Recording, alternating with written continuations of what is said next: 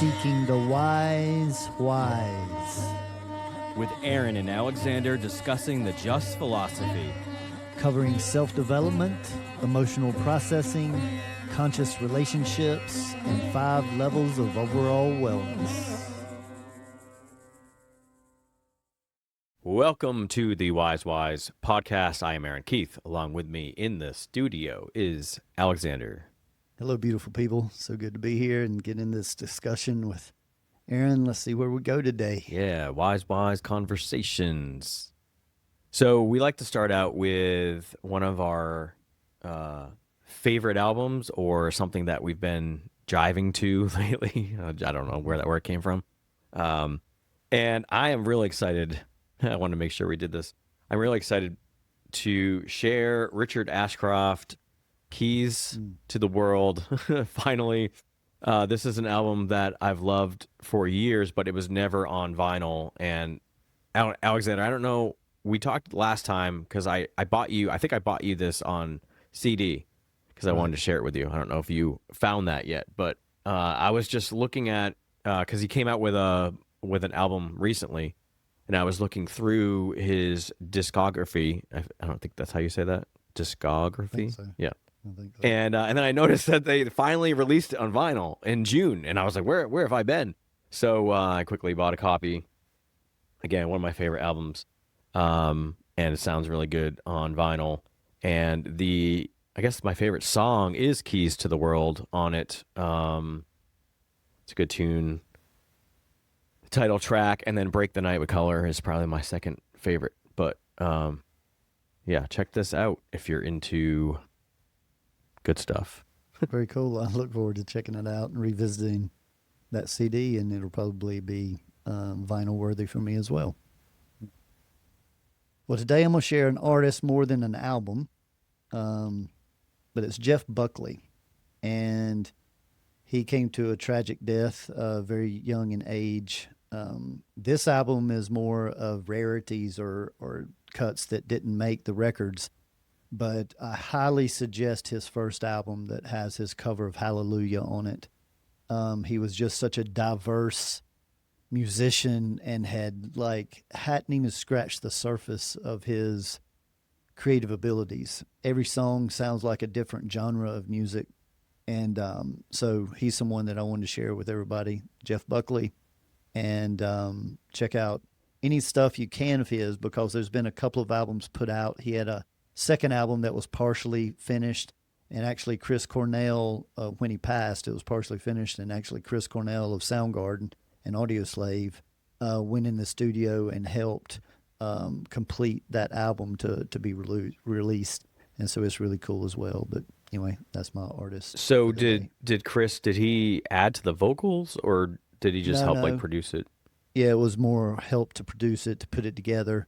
I think most of the individual tracks had been done, recorded, but everything hadn't been put together yet.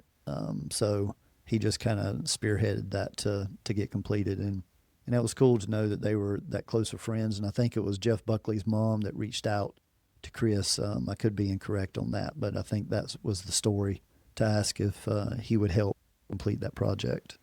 I mean, of course, I know Jeff Buckley through you, but there's a lot of like weird stuff surrounding his death, his life, very esoteric stuff in the conspiracy circles. It's really odd. I don't know enough to talk about it, but yeah, it's just really. And there is a new documentary that's out as well that I highly recommend. I can't remember what platform it may have been. I can't remember what platform, but do a search and I think you'll find that, and it was very, very interesting. And it covers at least one version of that, but I know there's many different versions, and there is probably some truth to some of the conspiracies behind it. Yeah. All right. Well, I guess to kick it off, I was going to just talk about something that just came to me through some of my past experiences, and the last few months I've lost 2 of my 3 cats, and they were all in the later stages of their lives, and it's interesting how they both went pretty quickly one after another, and they both were going either, or I guess they were both going to the bathroom outside the box for a while, and then now I'm getting more information about like what that could have been after the fact, rather than when they were having these issues. But I did bring them to the vet, and the vet was uh, thought at least Bella's issues were behavioral. So, and she went through that stuff for a while. But anyway, so when processing that loss and looking back on other cats that I've lost in the past, and kind of integrating that into some of the experiences that I'm having lately, um, I had this like connection come in, which is interesting, and I'm sure this happens to everyone, including you, Alexander. In the moment, when this stuff is happening, you don't understand why things are happening, but then you can kind of later on see how one experience helped you learn something that you then were able to apply later on in life, and it allows you to add more gratitude, to that experience. So I was just in the shower one day, and I was reflecting on my life like I always do. And Mm-hmm. I thought about Sammy. Sammy was a feral cat that I had when I lived in Virginia, and her death like really, really affected me. Probably the first death that really affected me. And Alexander, you remember this is probably 5 or 6 years ago, because I'd spent so much time gaining her affection and being patient, and having to grow our relationship on her terms. Mm. And through that, you gain like there's just a different type of love that you have, because you know that she's choosing to love you. Mm-hmm. Um, and it's not just like a mutual thing where it's just like, oh, you just loved each other from the moment that you met. And because Sammy loved me, and then she tragically passed, and I was devastated. But I knew that she taught me patience and stuff. But then, you know, flash forward recently with experiences in my personal life, I've had to embody that patience, with particular relationships. And it just all clicked to me. I was like, wow, I had this experience. Sammy taught me this so that I could be this person now in my life. Because without that, I don't know if I would have ever had like a very in-depth experience with being selfless and with being patient, because I am very self-centered in a way where, that's just my, how I was made, what my astrology is. That those are the gifts that I brought in here to be self-centered so that I can learn the other side. Some people are brought in where they are more aligned with being in groups, and they have to learn to have more, boundaries within Mm-hmm. themselves, and more self-love and recognition and stuff like that. So it was just kind of a beautiful thing to know that I had that experience, and know that when I reflected back on her life that she taught me this, but then to actually see it, in see me utilize the stuff that I've learned and be able to tap into that, and then recognize it. Wow, Sammy came into my life to teach me this, and it's such a beautiful thing.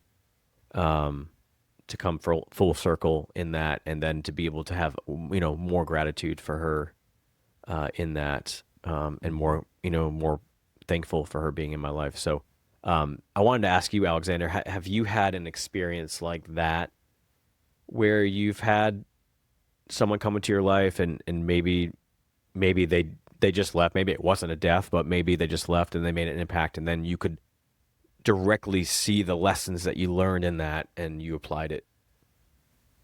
Yeah, I mean, absolutely. My two most important relationships were ended up to this point.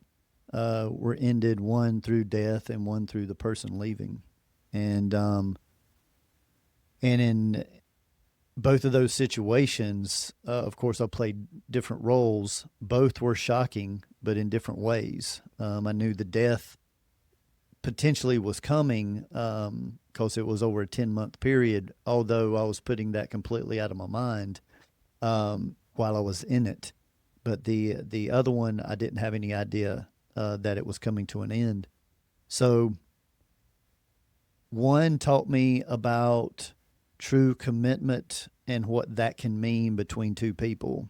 With Sherry passing 18 years ago, um, she was a warrior all the way to the end, and we did it the way that we always discussed that we would do it. And she showed her fears, her vulnerability, and she showed her willingness to work to take care of stuff, to take the like family lineage load off of her boys. And then in the other situation, it taught me about trust.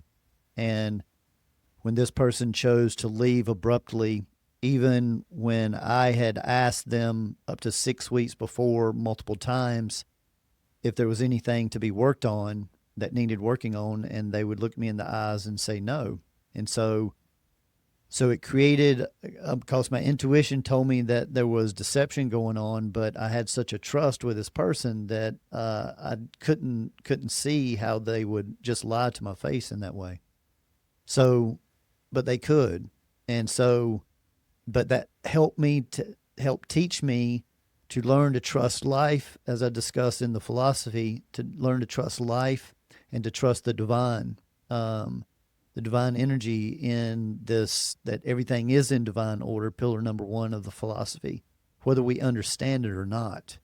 And that we don't have to put our trust in people and go through this roller coaster of despair and disappointment when we understand that they just play roles for us. And then so that was one of my top three lessons of my life. And then with Sherry, it was with her dying, that was truly being able to measure things of importance. And that's the main thing that death has taught me multiple times, is just what is worth getting worked up about and what isn't in life, who's worth investing in and who's not. So my two biggest teachers, those situations. So, how would you say that you see what you've learned from your experience now? How have you taken that into, like, say your personal relationship realm or something like that? Kind of like I learned the trust thing by being lied to, but it helped me to change the way that I saw everyone in my life moving forward. So see, I don't see that as a negative thing. It was something that I had to go through to learn that lesson, to see trust in a different way. Um, but anyway, that maybe that helped to explain it Yeah, some. well, I think the biggest thing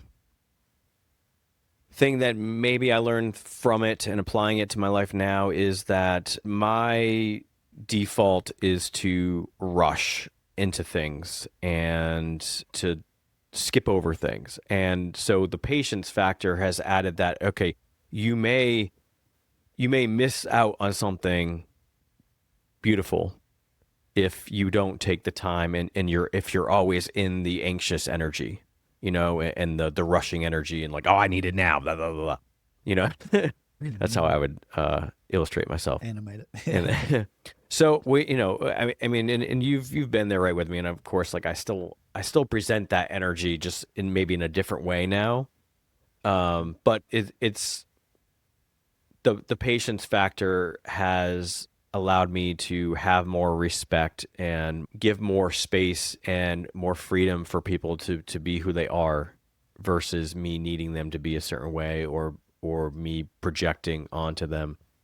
I think that's how it's, given back to me, I think. Okay. So that was a good explanation, and it led me to another question.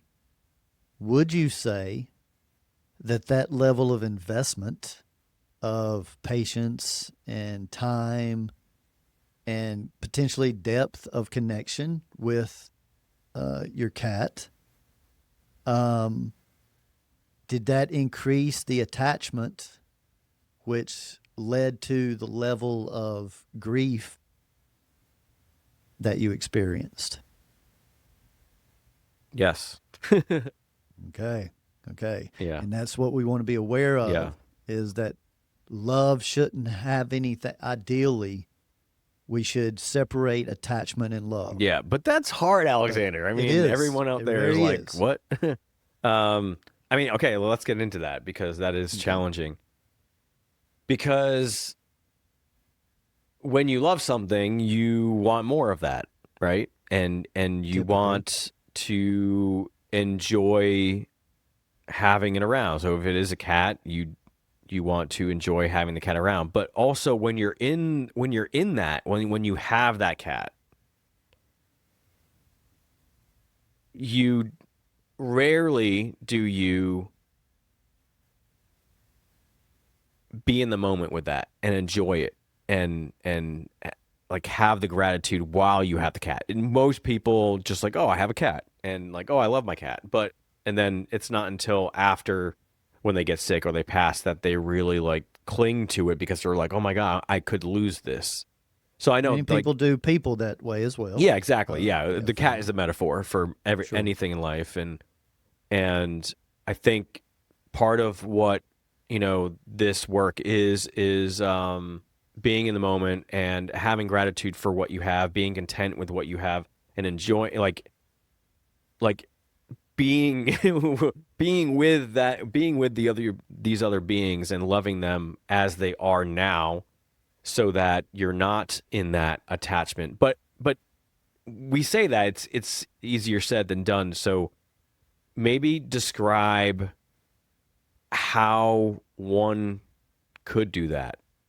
I mean, it's Because I mean, it is and challenging. Alexander has been through a lot of death with a lot of loved ones, so he's definitely has has had a lot of experience and Practiced. qualified to discuss this. But it is a challenge.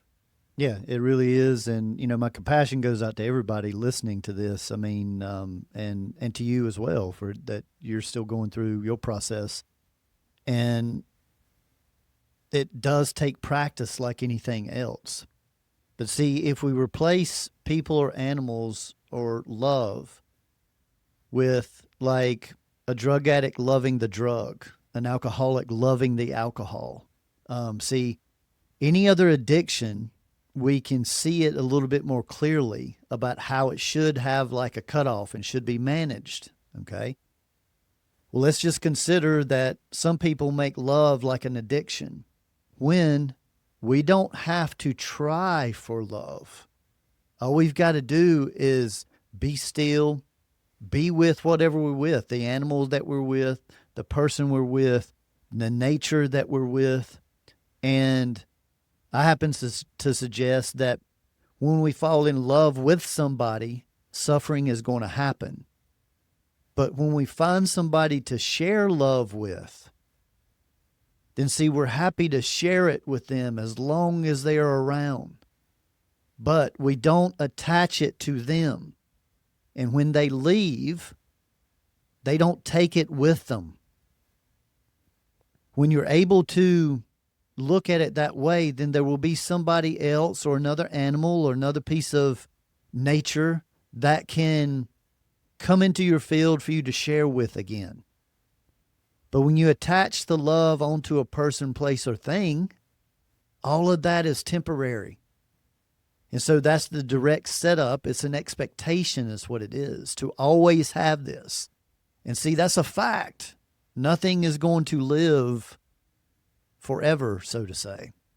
So this is a different way of looking at love. And I suggest also throughout the philosophy that we can direct our love towards someone, or we can direct our love towards the life we want to build, and then accept the people that want to support that direction into our lives. But too many people, and I've been guilty as well, project that love onto a person, place, or thing. And then if that person, place, or thing dies or decides to leave or whatever, then see, it creates a void. But if you're just like, I love my life, I love my work that I do, my livelihood, I love my family, and I love myself, and I want to have somebody to share that with, then you find people to share that with. and it's not dependent on them being present for you to have it. So this is a different approach to this term love that is a very mysterious subject, very, very mysterious.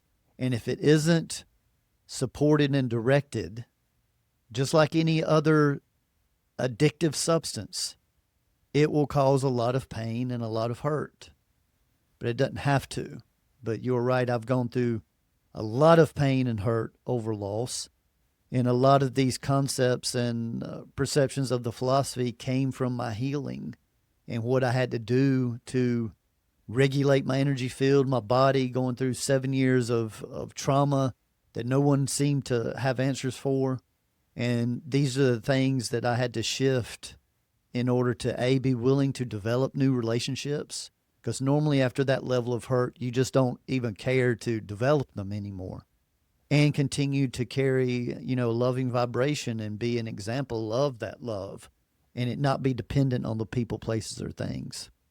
So I understand what you're saying in your metaphor to addiction with love, and I think people out there can see that. But when some hear this and they try to initially apply this logic to their life, I feel like what they could be doing is detaching.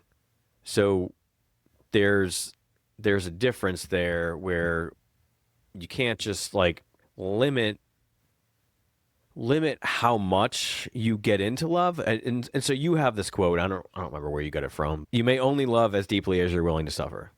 Yes. Okay. And I've always loved that one. That's one of my top. So in that quote where you're basically saying that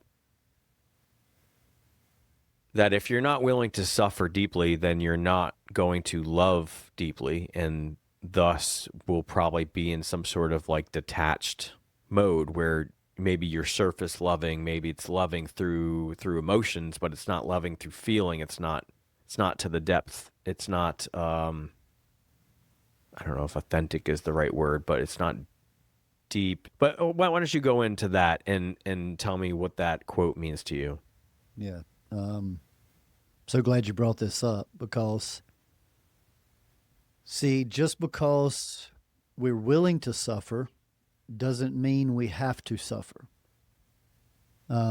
Just because a mother is willing to die for her baby does not mean that she has to prove how much she loves it. So, see, when you recognize the true potential of something, and you accept that, then you can work with it rather than it working you.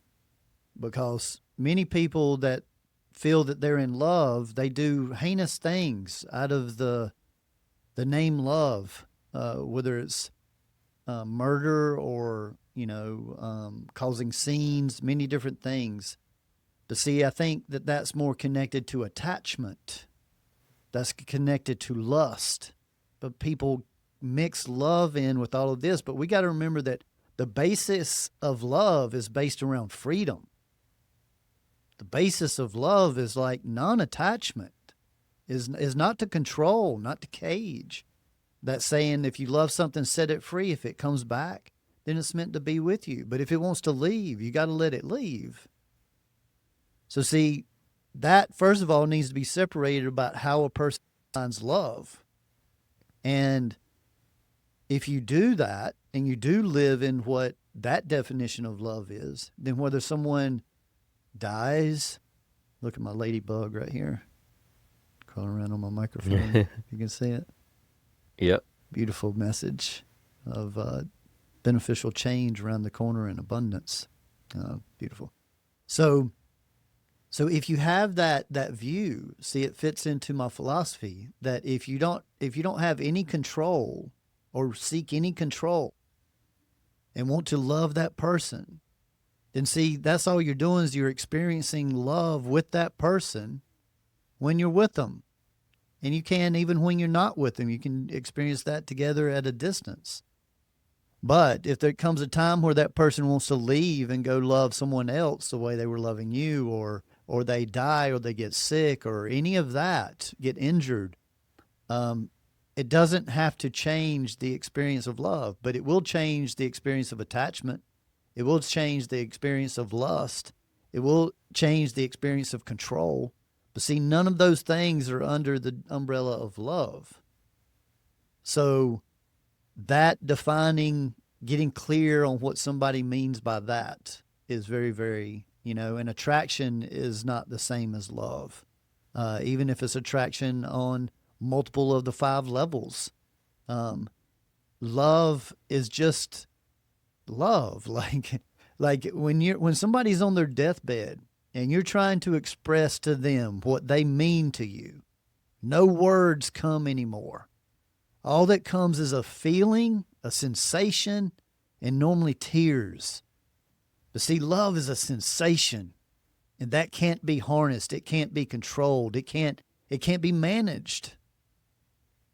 So to live in a state that you are love, and that everything that you look at, you have a loving connection, but you do not own it. You do not control it. You do not manage it even. You allow it. So when we go into the woods and we love being in the woods and we might love a certain tree and hug it, see, we don't take it with us. It would be sad to cut it down or to, some people pick flowers, and I'm not passing a judgment on that, but there is that thought of how much control you want to have in something you love. But see, we have to be careful. And I do agree with you that most people that will attempt this will go through a stage of detachment. The way you avoid that is you practice the 5 levels on a daily basis, and you cry every day out of gratitude to stay connected to your emotions. And that's how you still know you're emotionally connected, but you're not attaching to any one person, place, or thing. You're allowing it, and you're going to love it as long as it's within your experience. But the way we build relationships, there's a whole lot more entailed than just love. There's a lot of wants and a lot of other needs involved in there. And that's normally what complicates it, that and people misunderstanding what love really means to them and communicating that with their partners. Yeah. So if someone kind of lived this out the way that you're talking about, and then they had a loss in their life, would they not cry because they were never attached, and they would just kind of be like, okay, No, and just move on? Yeah, it's great. That's a great question. No, see, this work isn't to get away from emotions. This work is to allow emotions to process quickly. Like when we were told to be more childlike by all the leaders of spiritual paths and religions. That's what they're talking about, is that their attention span of loss is very short because they're already on to the next thing that they're excited about. Just what I was just talking about. But that doesn't mean that child might not cry for a few minutes or normally it's not hours, but it's like a few minutes. And then they're normally offered something else, hey, and then they fall back in love with that. So as humans, we need to emote. And that's why I suggest the practice of emoting daily, intentionally, is so that you can access that grief and honestly be able to say, I'm going to miss you, great friend, whatever that person, place, or thing is. But I trust that something will fill this void because we shared love together, and that will never diminish. That never has to change unless the people involved want that to change. But people that die, there's people that continue living that still love the person that has passed. I will always love Sherry. That's beyond a shadow of a doubt. But see, I'm not attached to her physical form of loving her. It's her essence, her soul, her vibration, and that doesn't die. So it's all this is something different from attachment, and attachments connected to control, and controls are normally connected to voids that we have in our own being that we're not taking the time to fill ourselves and then be able to share with others rather than need them to fill that void. And most people do relationships to fill voids, not to share the beauty Yeah. that they have So I get what you're saying, and I get that the more love that you have in your life with everything around you, with the self, with the self, with yeah, divine. with yes, with the, and like with your life, and so you're building a life of love, right? So when you have a romantic love, it's not like the only thing in your life, and I feel like that's a lot of what many people experience now, which is like that's the only sort of love in their life. I mean, they people love their families, but like there's so many people who have families that are just like chaos, and they don't have good relationships with their siblings or their parents, and so the only source of love is that person. So yeah, they're gonna hold on, they're gonna cling to that romantic love. So I get that. I get so the more love, like the more you love your job, the more you love your friends, the more you love your pets, the more you bring that in, then there's less of a void, right? Yeah, you think frequency. If frequency is a real thing, so you fill yourself up with certain frequencies, and yes, those voids aren't there. So when you meet somebody and then you have a connection, you think that it's this frequency, and it may be. But see, when they leave or when they go away, you're still going to be carrying that void. So I do happen to feel that animals and material things for people, are guidelines leading toward how to optimally develop relationships with other human beings. Those are areas that we're able to work on this attachment because typical animals, domestic animals, don't live extremely long. So see, we can go through many practices. People have that are animal lovers get to go through many practices of loss sometimes before they have to go through a family member or even a friend, somebody they know, that passes. And that's, I think, a beautiful way to look at it. And for some people, their pets mean more to them than even the humans in their lives. So I'm not trying to belittle that in any way, but I'm just saying wherever you're at and whatever you're experiencing, practice there. And the practice is when something, yes, is gone, to go to it through gratitude of what you got to share with it. Anything that you feel you failed at, then you look at it, hey, from this point forward, I'm going to change this in my life, and that's to show respect. This is what I failed with you, but I've learned, and now moving forward, I'm going to do it in honor of you. That just helps the grieving process because when you know what you failed at, which failure isn't a negative thing, it's an opportunity to learn, and you see moving forward how you can correct that, then see that no longer has to be a negative thing. It can turn into a necessary thing. It was necessary for me to go through to learn to adapt, but that's the key. What is the adaptation? The adaptation is the superpower. How do you take the lesson and now you learn moving forward not to fall into that lesson again? That's the key, and that takes, practice. So, throughout the philosophy, we talk about intentional practice, whether that's through rituals of like the 5 levels practice that I talk about a lot, or whatever it is, consistency of effort over time is what builds strength. I'm still I'm still stuck on something Okay. from before. So is there a connection between how much you emote after a loss Hmm. to how attached you were? Yes, yes. I mean, so optimal, once again, if we think of the child goes through the emotional that's real intense for just a few seconds or minutes, normally at the most. And we can do something similar. We can truly grieve and know that we're going to miss that person, place, or thing. But while we're grieving and letting that go, we're reminding ourselves they're not the love that I'm going to miss. No, it's just the experience with them. So see, it's a logical switch on the mental level to on the emotional you're emptying, and on the mental you're simply saying your gratitudes and I'm so thankful. If there's any judgment that you have in it of, oh, I wish I would have done more of this with you, then you take that, and this is all while crying. This is processing. So you're crying, but see, you're working toward a resolve. Instead of just crying and having an emotional release, that's going to be a never ending. So it's victim crying and there's release crying. Talking about release crying. And it's why you're crying.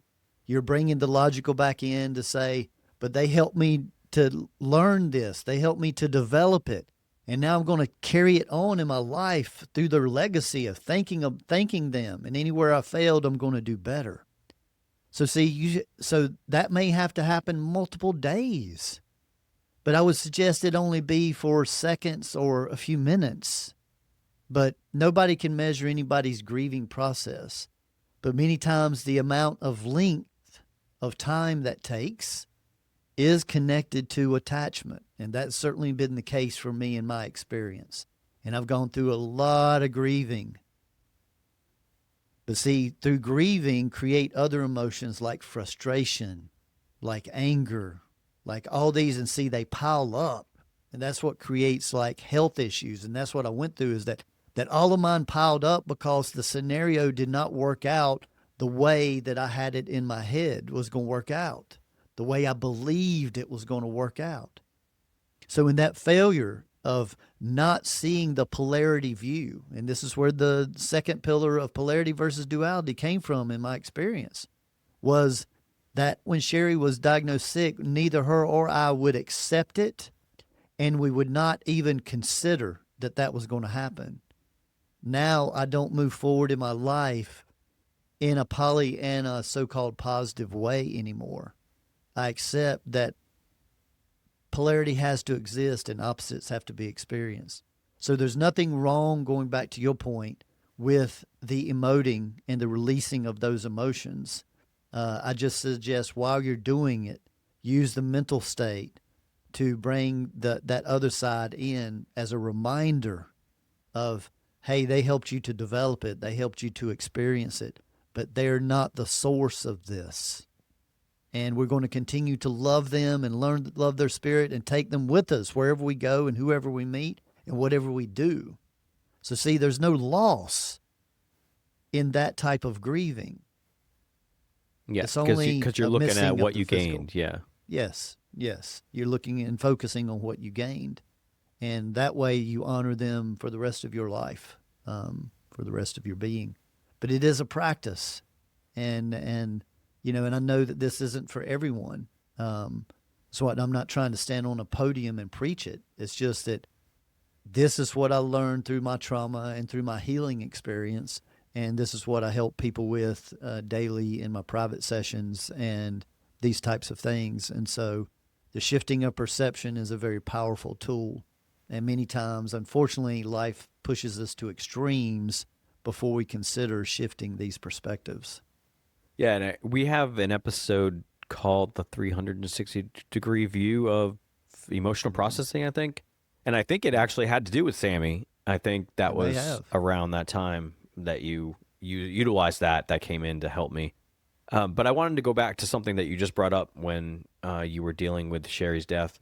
You said that when she was going through that, you guys wouldn't allow the other opposing possibility to come in. And I've met people along the way who live like that, where if you say something, like if they want something to happen or whatever, and then you're talking with them and you're like, oh, like, so you wouldn't want this to happen. And they're like, oh my God. And then they're like, Control Alt Delete. They have like a little phrase to say to take that out of Yes, very existence. common. So, um, so what is, I forget what I even wanted to know about that. Cause it is interesting, cause I've always been like a realist where I want to openly or at least in my mind, consider all of the possibilities. So I'm prepared for anything that could happen.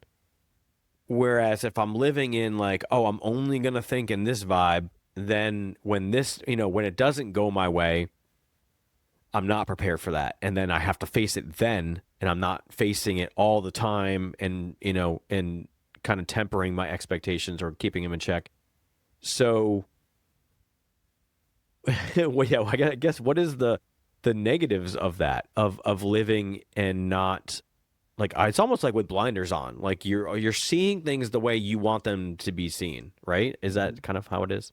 Sure, sure. And a lot of people are under the manifestation and manifesting kind of follow this rule. And I say to each their own, if that seems to work for somebody, then I support if that works Yeah, for because them. it may It didn't work. for me. Yeah, it may work for manifestors, maybe, Yeah. because they From have the to. human design. Yeah, because they have to Yeah. they can't flood themselves with the negative. But But that's about 10 to 11% of the population. And so and I know how well she and I did it.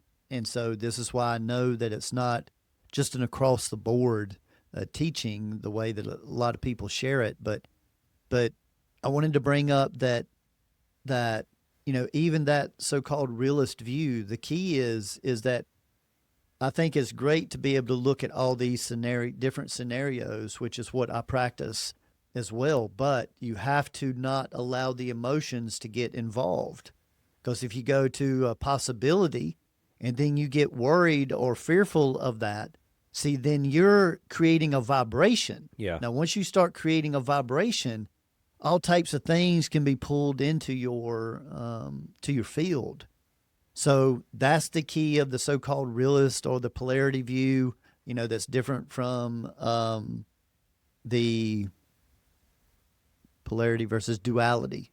Duality means one way is going to win over the other way. The polarity view is both of us have to exist, yeah, so we can coexist without being so alike. And so, you know, making sure that yes, the more angles you're looking at, that you're not getting emotional, just like people that are trying to hold a certain view. Same thing. If they start seeing that they're not getting what they want and they start going into fear, that's what those manifestors are going to pull in then. So, see, it's a challenging walk either way. There's not a better way than other. The key is how can you manage those emotions to stay out of the vibration, because we're just being the investigator. We're just looking at the possibilities, and being able to look at the possibilities in a neutral state does not create that to bring it into your world. So I think that answered your yeah. question. And this also brings up like belief and knowing. And Mm-hmm. would you say that when you guys were in that, was that a belief or was it a knowing? You know what I mean? Like, because I think sometimes when you focus on one specific outcome or frequency, you can maybe trick yourself into thinking it's a knowing, but it's really a belief, Well, maybe? here's how I'd separate those, and in that I would say it was a belief. What separates a belief and knowing from the philosophy's view is experience. So, see, once you see something a certain way and you test fate, so to say, or test fear, test negativity, and then that works out, there's no longer belief that that works. Now that's a knowing that that works. And that's the difference between that divine energy. And people ask me, well, how do I believe in that? I say, well, I don't. I know, because I've had experiences in life that have happened in a supernatural way that has no logical explanation for it. So, see, it's not a belief of mine that there's a higher energy out there. I just happen to feel that many people call it many different names, and there's a collective energy, divine energy, that some people might call God. Many different names for it. I'm just not interested in the differences, so I just say a higher energy, collective energy, divine energy. And so see, it comes back to being all about the vibration that you're putting out. And the technique isn't as important as how the technique makes you experience things emotionally. And so this is the work between the mental level and the emotional level, and the ability to be able to separate those, to be the investigator. And hey, let's look at stuff, but we're not going to allow it to affect us emotionally here. See, that's discipline, but that takes practice. Once again, all this stuff we're talking about takes practice, and that's why the just philosophy is a practice or a way of life. It's not a belief system. Yeah, and polarity would be seeing like the way you ideally would want something to happen and understanding and recognizing that there's this other fork in the road that it could go this way. But duality is like fearing that, is like, no, I don't want that. Yes. This has to happen and this doesn't. And then that's expectations. And So polarity, polarity is working with intention. You said the right word, expectations. Duality works with expectations. So see, with intention, you trust that whatever's for your highest good is what's going to happen. yeah, So this is my intention, and I would like for this to happen from all the information I have. But then when that doesn't happen, you're able to accept that. The same as if it would have happened. See, this is how you stay in love. This is how you stay in that vibration, not by the outcome of the external thing, but in the trust and faith. The trust and faith that whatever is happening is for your highest good, whether it's comfortable or uncomfortable.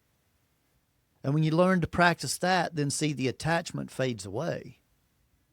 Because it's not, your happiness isn't directed by whether the thing works out or not. A door closing becomes just as important as a door opening, and there's no separation between the two. A person leaving brings the same sensation as a person staying.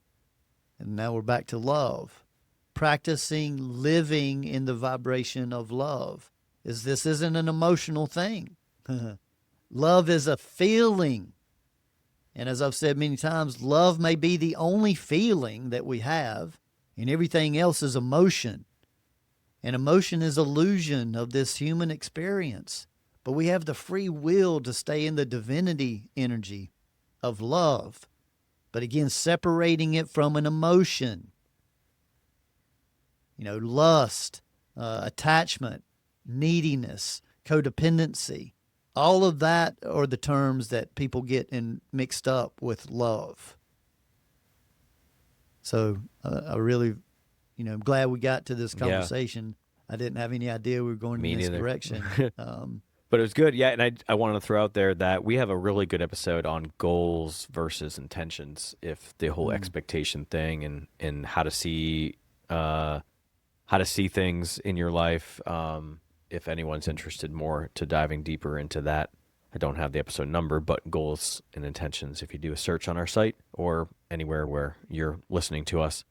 I think that, definitely get to a good place. And it is challenging. It's challenging mentally. If anyone's been listening to us for years, like you can mentally get there, but you got to keep having these experiences and keep choosing to show up in this way in practice. It's a practice. Practice on all five of the levels. But it's spiritual, hard. Yeah, the spiritual, the mental, the emotional, the energetic, and the physical. And so that the 5 levels practice daily is suggested that you work with every level, each day, or at least as much as you can.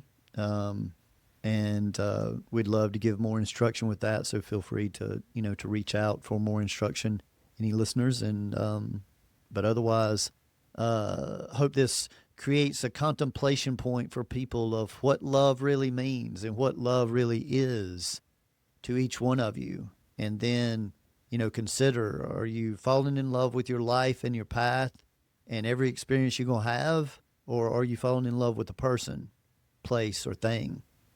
Not right or wrong, just going to be different experiences. Yeah, well, I'm sending love to everyone out there on their journey toward love. So thank you guys. Appreciate it. Much love. Thank you for listening to this free version of the Wise podcast. To hear the complete conversation and go deeper into the application of the tools and techniques of the Just Philosophy, head on over to wisewisepodcast.com and become a premium member. You'll get to hear all of our complete conversations, including the complete episodes of our Inward Journey story series and our entire back catalog, and continue your self-development journey with us. We honor your dedication to self-growth overall wellness, and continuing to ask the wise whys. And remember, gradual changes over long periods of time equals lasting results. Continue on your self-growth journey by visiting thejustphilosophy.com, where you are able to connect personally by booking a private consultation with Alexander in person, by phone, or Zoom. Uncover your authentic self more easily with a human design or destiny card consultation. Here you will gain information about your energetic makeup, personality, and your higher self, as well as navigating your way through your relationships. There are also multiple types of reports available for purchase that help you gain insight into your career, relationships, and opportunities for self-growth. The site also allows you to view a calendar of Alexander's live performances and class schedule, peruse other products such as shirts, CDs, and finally, the revolutionary VibroTune vibrational sound therapy tables. These contoured therapy tables allow you to bathe in a vibrational sonic bath of frequencies, bringing you into alignment on all levels. You will be feeling and hearing calming music synced through vibration and frequency. So again, you can grab all this goodness at thejustphilosophy.com, thejustphilosophy.com. The Just Philosophy, as discussed in this podcast, has been developed by Alexander over the last 25 years in his personal studies, private practice, and professional environment. The information discussed is intended for educational purposes only and is not meant as a replacement for conventional medicine. Just remember, knowledge plus experience equals wisdom. Seek the wise. We want to thank you for working on you. Keep shining your light and refining your vibe.